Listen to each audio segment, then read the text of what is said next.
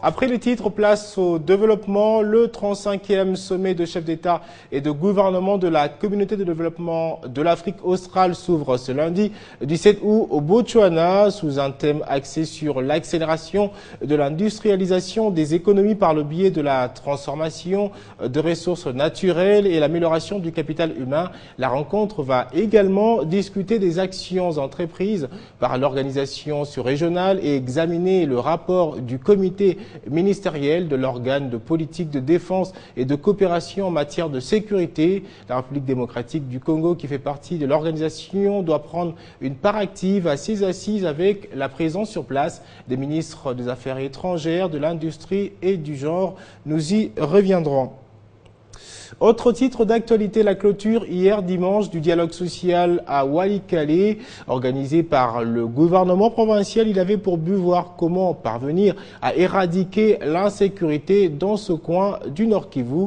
Le forum a permis aux participants de trouver des voies et moyens pour dissuader les groupes armés qui sèment la désolation et la panique dans le territoire de Walikale. Le récit de Jimmy Mavoba. C'est depuis vendredi 14 août que ce dialogue social de Walikale pour éradiquer l'insécurité dans ces territoires du Nord Kivu s'est ouvert.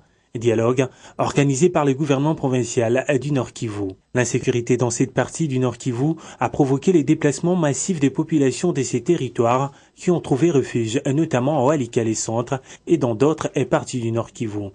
Les participants à ces dialogues, environ 300, appellent également les miliciens locaux à déposer les armes et à cesser sans condition les hostilités afin de rétablir la paix sur toute l'étendue de Walikale. Ils analysent par ailleurs les causes profondes de la création et persistance des groupes armés locaux qui sèment la désolation dans cette partie du Nord Kivu pour éradiquer l'insécurité qui provoque les déplacements massifs des populations. Des sources de la région indiquent que plusieurs villages du territoire de Walikale se sont vidés depuis juin dernier de leurs habitants à la suite des accrochages intermittents entre différentes milices Maïmaï.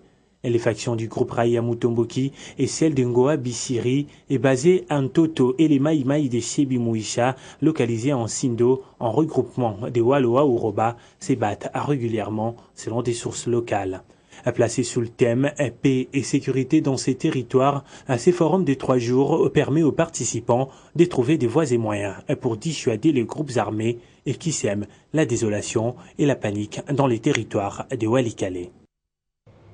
Sur le continent, les festivités commémorant le 55e anniversaire de l'indépendance du Congo-Brazzaville se clôturent ce lundi. Lancées le 15 août dernier, ces festivités de 3 jours ont été marquées notamment par un défilé organisé à Ouesso, ville située à la frontière avec le Cameroun, dans la cuvette de la Sanga. Vous suivrez durant cette journée les réactions des Congolais de Brazzaville ayant participé à ces festivités.